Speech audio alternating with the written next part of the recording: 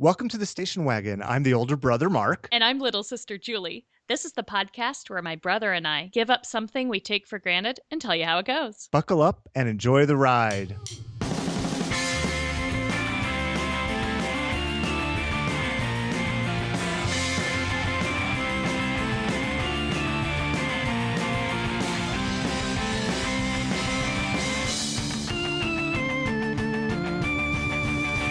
We're doing things a little differently today. I have a guest host instead of my stinky brother, Mark. Yeah, my name is Olaf. Yes, we will call you Olaf. Olaf is my husband who chooses to go by Olaf. It's kind of like call me Ishmael. And we're doing a topic I've really wanted to do for a long time, and it's been recommended by a bunch of listeners. And Mark, my brother, hasn't wanted to do this one, so Olaf volunteered. You want to tell us about our topic this time? Yeah, I think we're going to try to use only cash and not to use credit cards or other methods of payment. This whole podcast is about things we take for granted. So today we're going to talk about the science and history of why we use cash versus credit and credit versus cash. And then we'll do a little experiment where we only use cash and we'll see what happens. Okay, so Olaf, you're going to play Mark's role here, right? And you're going to give us quizzes and stuff? Yeah, as best that I can. Mark's awfully good at this. I'll do my best. Okay, let's hear it. Okay, so the first thing I want to... You don't need to brown nose my brother. He already likes you and, Right, but it's a privilege to be able to do this podcast and to sit in his chair. I'm actually in his home right now, sitting on his chair.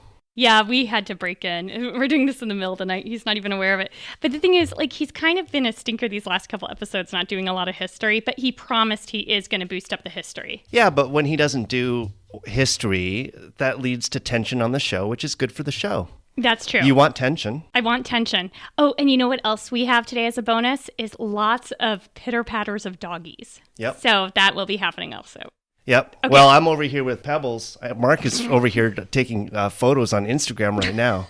What is the Instagram address of Pebbles? Pebbles and her cats, I think. Okay, well, we'll put it in the show notes. Hey, you're talking like a real podcaster, Olaf. Okay. All right, first of all, I want to give a history of the name Olaf. Okay. Olaf is the patron saint of Norway. He was around the turn of the millennium, around 1000. Which millennium? Oh, okay. And millennium. he battled some Danes and some other folks to free Norway. And then about 1,000 years later, they made a movie starring Olaf as a snowman. And that's why I chose the name Olaf. Have you ever considered legally changing your name? No, that would be... No. Well, because, then what would be the point of being anonymous on this show, right? Exactly. Okay. I want to maintain my anonymity. If I changed it to Olaf, that would defeat the purpose. Well, first of all, money has been around for a long time. Ancient human beings used to barter, like, I'll give you my vegetables if you don't hit me with that club, or I'll give you this dead hyena for the stone tip of your spear. Sometimes that barter involved hard, shiny things that people found in the ground. So fast forward to about 9,000, then people started to exchange cattle with each other as money. But that... Cattle? Cattle. That's hard to carry around. Indeed, there are a lot of disadvantages to cattle. And it poops. Right, and imagine if your money just died on you. Oh, jeez, I hate that. Yeah, and the units are really like round units. I mean, you can't go up to 15.5 cattle. That doesn't work. Right. Oh, yeah, I see what you mean by round units. So, okay, so then in 1000 BC, Chinese folks started using metal money, and they put holes in it so that you could tie your money around your neck, just like people do today. That is super sensible. Wait, people don't tie money around their neck today. Gold chains. Mind blown. Yeah. In 1200 BC, people started using cowrie shells. Cowrie shells? Yeah, little shells that sometimes you see around hippies' necklaces. Oh, okay. Yeah, but that doesn't seem fair because someone could just find a whole bunch of cowries out on the beach somewhere and then become super rich. Right. So Yeah, that that's didn't no work. fair. Right. Then in 119 BC, China innovated again and created leather money. And that would be really cool to have leather money, don't you think? No, because our dogs would get it and chew it up. But I guess, you know what, that's a more direct way instead of us paying for Polly Pockets on eBay and then the dogs chewing those up. At least they're just going right to the money and chewing it up. Mm-hmm. In 800 or so, the Chinese again innovated money and they created paper currency. So fast forward to early America, and I'll give you a little American history of money. Ooh. Back at the time of the Revolution, all the states were printing their own money, and the Continental Congress was printing its own money. And it was just chaos because it led to a whole bunch of inflation and money that wasn't backed by anything. Can I guess who stopped us from doing that? Yeah. Alexander Hamilton. What? Alexander Hamilton. That's right. Yes! Alexander Hamilton helped to create the first Bank of the United States, which was in existence until 1811. And then from 1816 to 1836, there was the second Bank of the United States. And that bank was killed by Andrew Jackson and his cohorts. And the reason it was killed was because it was not giving out enough credit to speculators and people who wanted to have money to buy land and that sort of thing out west. Interesting, because I mean, on the one hand, you'd want the nation to be investing, but on the other hand, it just puts everything else at risk.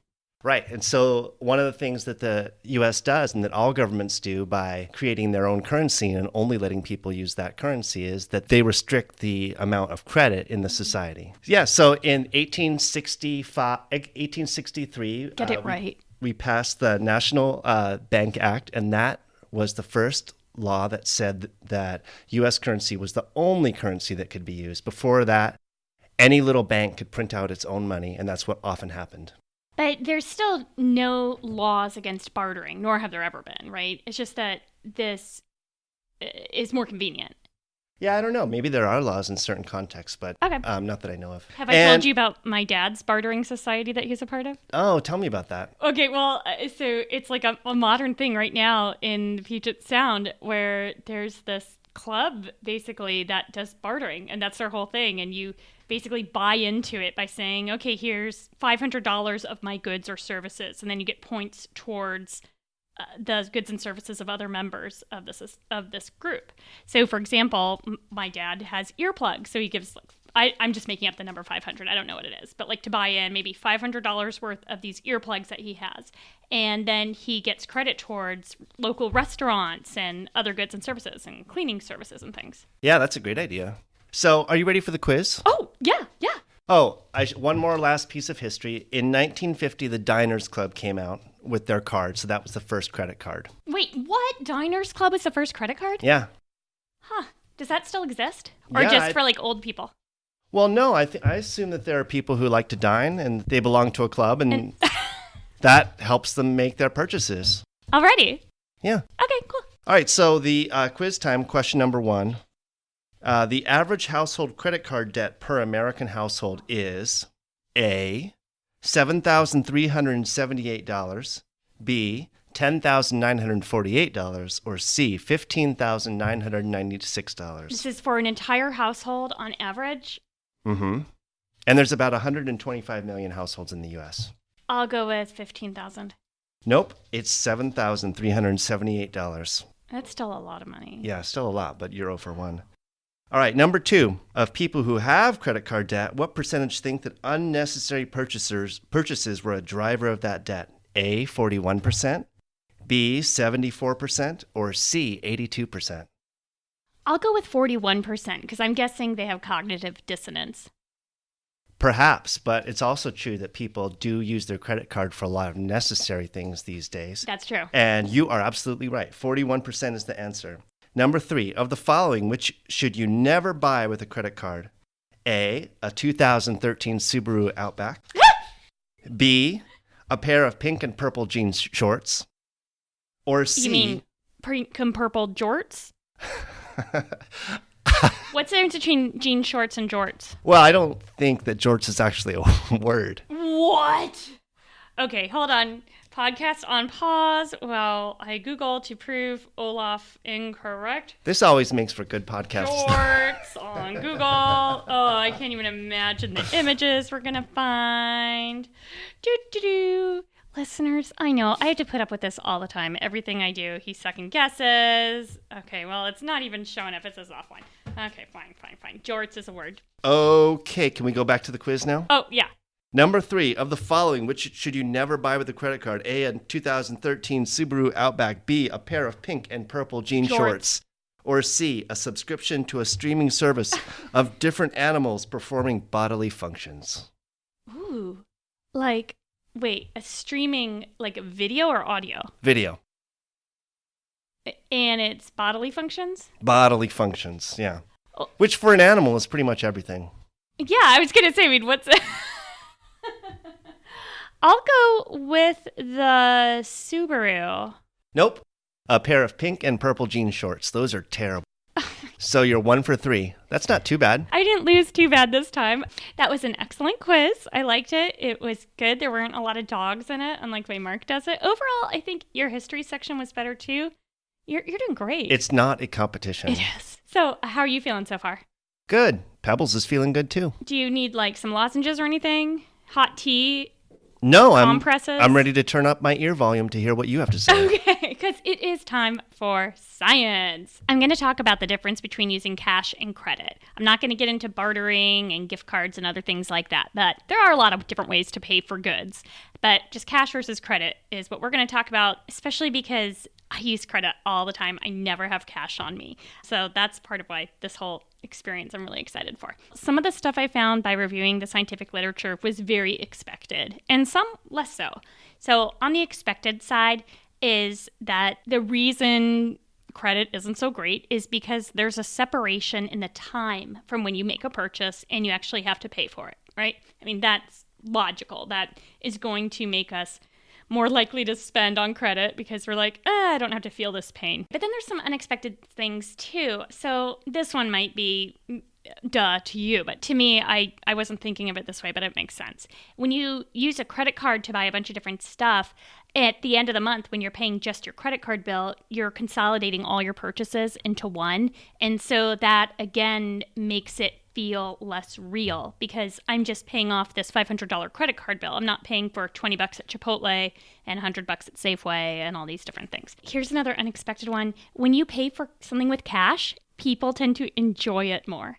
There's studies that show that when they had someone purchase something with cash that they were given or credit that they were given, and then they were asked about how much they liked it or still had the item months and months later, if they used cash to buy it, they liked it more.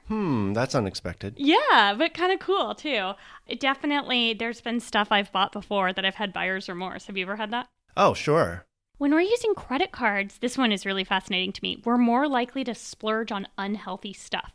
For some reason, and this one's kind of hard to explain, no one really gets this finding very much, but shoppers who are grocery shopping, when they're using credit cards versus when they're using cash, they're slightly more likely, we're not talking like 200% here, but they're slightly more likely to add unhealthy things to their cart versus when they're using cash. And it could just be that it feels so painful to use your cash that every purchase you're asking, do I really need this or not? And so we're less likely to go ahead and get that extra thing of, brand name Oreo cookies. Nabisco, see me later. Whereas when we're using credit, we're not thinking about each purchase. We're thinking just la la la la la, tra la la, and putting everything on the cart. Yeah, that makes a lot of sense. I think also that most people do their grocery shopping with credit cards these days, and that didn't used to happen in the past. And that also, we've changed the way we grocery shop these days. 50 years ago, we used to go to the market in our home neighborhood and pick up things for that day or the next couple of days. But now when we do grocery shop, we do large scale. 50 years ago, we were going to several different markets to get the things, right? You'd go to the produce market and then the meat market. Meat market. That's where I found you, Olaf. Kind of becomes like that first finding I talked about where everything is kind of mushed together into one big bill. And that's how it is when I go to the grocery store. I'm buying everything all at once, especially if you're going to one of those grocery stores that also has clothes and stuff like that. Then it becomes even harder to discriminate that bill. Yeah, for sure. And that's probably one of the reasons why they do expand in such ways, because they know that if you're putting it on the credit card, you may as well just go into the clothes section as well. Ah, good point. Okay, so here's what we're going to do. Unless you have any questions about the fascinating science I just reviewed, what we're going to do is take a quick break, and we're going to, during that break, stop using our credit cards and only use cash. But can I ask you about that first before we do that? How often do you use credit cards versus cash? What's your story? I use cash more often than I use credit cards on a regular basis. Because you're old? Because the ATM is so close by. What about you? What are your habits going in? I never use cash ever. The only times I use cash are at work. There's one woman who runs a water cartel where we, pitch in cash to pay for delicious water. Mm-hmm. And so every once in a while I have to go to the bank and get cash to bring in for her. Other than that, I never use cash. Like, that's it. I know that because every time I ask if you have cash, you don't have cash. This is And true. so when we want to pay our children their allowances, It always has to be you. it always has to be me. I'm like, Julie, you don't have $3.50, and you're like, no can do.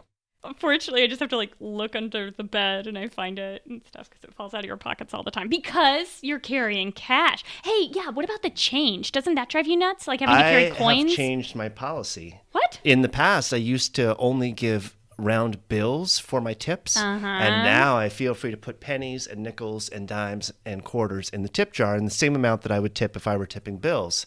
And that's a good way to get rid of your change, and they have little change counters at those places that will separate the change out for them.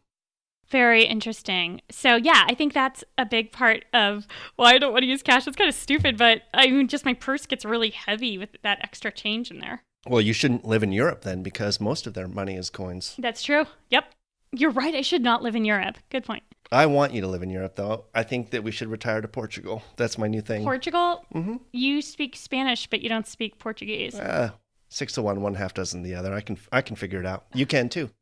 Thanks for your confidence. Okay. Well, over the next couple weeks, we'll be looking at property in Portugal and not using credit cards. That's another thing is traveling internationally. Credit cards are awesome. That's true. They are. Okay, well, thanks for conceding on that point. Okay, anything else you want to add before we leave our fine folks here? No, just everyone have a nice couple of weeks. Okay, we'll be right back.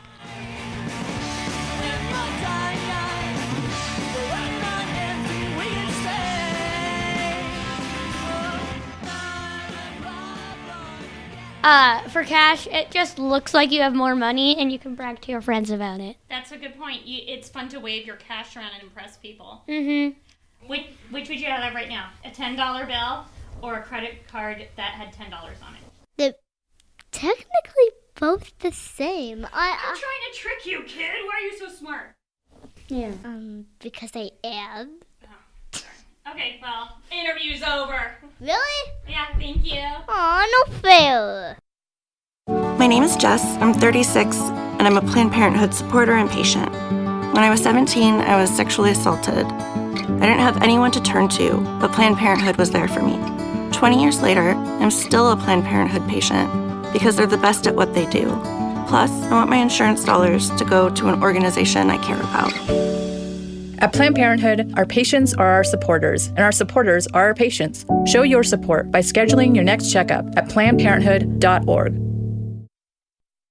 Welcome back, everybody. It's been 2 weeks, and we have been using cash. Actually, it's been a bit more than 2 weeks. Jace, how are you doing? Are you still using just cash, or are you back to both? Well, I had always been critical of Mark for taking on these challenges and then not completing them or for only half-heartedly completing them. And so I would always talk to you behind Mark's back about how Mark never really, followed through. And I got to tell you, this one was hard to follow through on because it was so tempting to use my credit card just for little things. But dude, you already use cash all the time. I don't get this. I do, but you didn't even have to change. Check this out. If you go to a water park, Yes. you can't bring cash to a water park because you jam it in your bathing suit and it gets all wet, and that's embarrassing. So you have to bring a credit card. And so I broke the vow that time. Wait. Are you saying it's embarrassing to reach into your shorts and pull out something wet, like wet money? I think it's embarrassing to pull into your shorts and pull out anything wet. What about Wet a money? moist credit card? What? What about a moist credit card? That's fine because that's plasticky. You can tell there's no grossness on that. But if you put anything absorbent. I know that you got the science down, but what I heard is that there's 100 different bacteria on each dollar bill. That's a good point. So if you pull that out, it's going to be like a bacteria soup for the poor employees. Okay, fair. All right. Also, so my $60 thing, $60 is not enough if you're going to go on this type of thing because you'd be going to the ATM multiple times. So say, for example, you spend $40 on gasoline, then you go to the convenience store and you want to get cold medicine for yourself and your child and These are very a couple of specific. other knickknacks. You have to...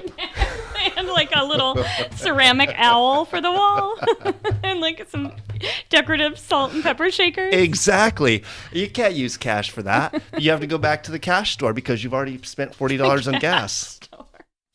Okay, so I interrupted you. So you totally broke down and used your credit card at the water park?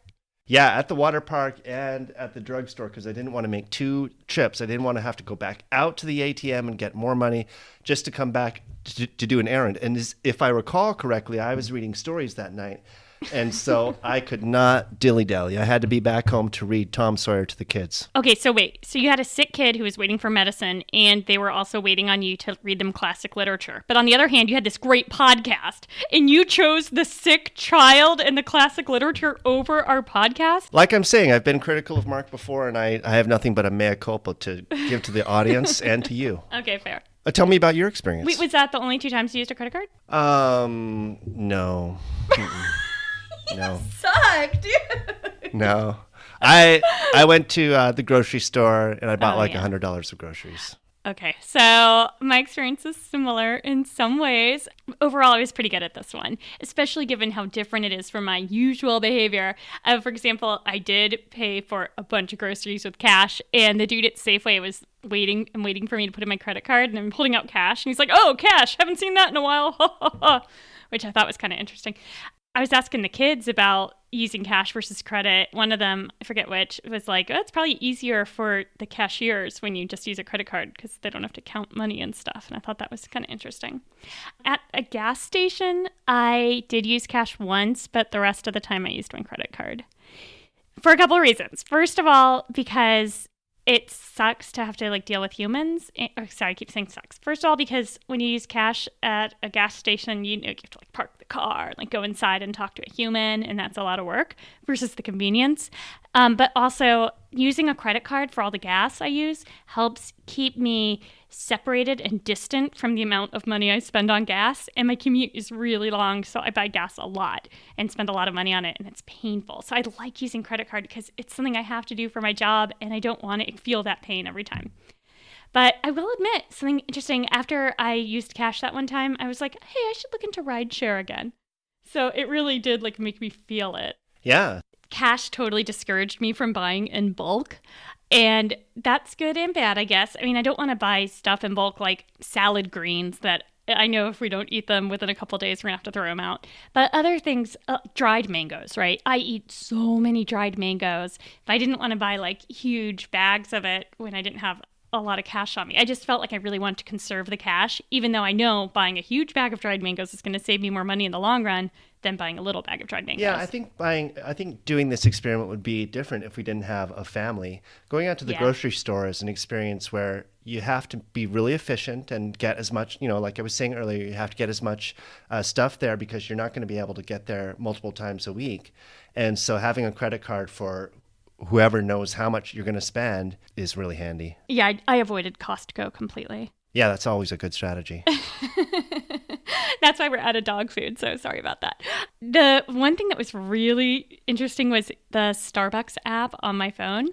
So, I gave you a Starbucks card that is linked to my Stars account because I know that you like using Starbucks. Yeah, complete your story because I have a little story about Starbucks too. Okay, I will complete my story. So I bought you this card, months and months ago, and I always put cash on it but I associated the card with my account so that every time you get Starbucks, I get stars for it, and then every time you've made enough purchases, I go in and get myself some like big frou-frou venti sized drink. And every once in a while, I will get myself Starbucks too, but not very often. During this time, though, instead of using, just the Starbucks thing on my phone, I used cash, and I only did it one time. And the rest of the time, there were a few days I was like, ooh, I'm going to go get Starbucks. And I was like, oh, man, I'm not going to fork over $3 for coffee. Whereas normally getting a grande Americano, I totally would do that. I mean, because it's not like I go to Starbucks every day. It's maybe once or twice a week. But still, that money adds up. And definitely, I've been falling for this illusory savings due to the stars, which is still just ridiculous. I mean, I love Starbucks, and I think it's a good company, and I like their product, but I don't need to be there that much. Yeah, I hear you. So my Starbucks story is related to that card that you got me. So it's really easy to spend money at Starbucks now that you got me a card and you're paying for it. And even though I know that money is coming out of our common account, Right. Even though it's a big difference to me to know that I'm not paying for it. even though you really are, like, because our money is pooled. Right. And so I've really missed using that card over the last 2 or 3 weeks, thinking, oh, Julie's paying for this. Great, Olaf, have a big one. And Olaf, have a big one. that's what I say to myself when I A pay. big hot wet one. Usually it's hot. This time of year it's cold. Okay, so overall, using cash definitely, as expected, made me really mindful of my purchases. And there were several moments throughout where I bought less stuff because I knew I was using cash. It made me question every single thing I put in the cart. Yeah, one thing that I would say in closing is that for people of different financial circumstances, it's a different story, right? So if you're in college and you're in your last year of college and you're going to have a relatively good job and you're living on a credit card, well, that's totally understandable. But I think that for people who do have income and stuff, using cash for small items is a really good way to go because it will save you money in the long run. Is this going to change the way you use money at all? No, but with the caveat that I use mostly cash before for small purchases, it just confirms what I believed before. Okay, it is going to change my behavior. Probably not at grocery stores. I think grocery shopping, as we discussed, especially since I do, we probably do equal amounts of grocery shopping. I'm probably still going to keep using credit at grocery, but actually what I'm going to do more likely, this is my plan, use debit at grocery, write it down in my checkbook so I'm still feeling it, because it's debit, but then get cash back, and that's where I'll get my cash because the shopping I do, most of everything is grocery, and then I'm going to start using cash. Fantastic. But don't rob me, listeners, because I'm not carrying that much cash around. I mean, I buy my clothes at Goodwill, so. Yeah, but you buy really good clothes at Goodwill. I do. Dude, I'm so good at shopping at Goodwill. Well, let's keep this going after the podcast is over and keep talking about money and cash and budgets and finances. That sounds really fun. That sounds really promising for marital relationships. Yeah, no joke. Well, I mean, that's another interesting point, too, is that money is a huge stressor of our relationships. It's one of the biggest ones. And, if this is something that you can be doing to decrease some of that stress, and I think that's a good reason to try it out. It's very, very easy to fall into credit card debt, especially, like you were saying, for young people. Yeah, for sure. So you're welcome for us helping out your partnerships and your wallets. See, we did good here. Maybe it wasn't as weird as giving up pants and other stuff Mark wants to do, but I think this one provided value to humanity. I agree. And now I'm going to go off to play with Pebbles. Pebbles! How long are you going to maintain the fiction that you're recording this from Mark's house? I already am at Mark's house. What are you talking about? Wow, it sounds to me like 2 dogs and that you're right across the table from me. Nonsense. I'm in Mark's little mansion, Mark's little podcast mansion. Okay, I want to thank the Pleasure Kills for the use of the song Modern Problems.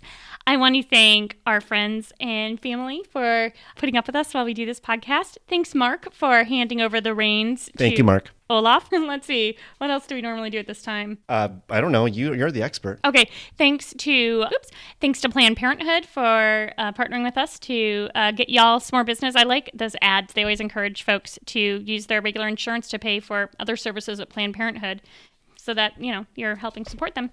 You could also use cash. Yeah, excellent point. You could use cash. Oh, and thanks so much to you listeners who get in touch with us, share your words of wisdom and your great ideas. You can get in touch with us on social media. We're at WagonPod. You can also share our show. Hit me up if you're going to be at Podcast Movement, because I will too. Bye.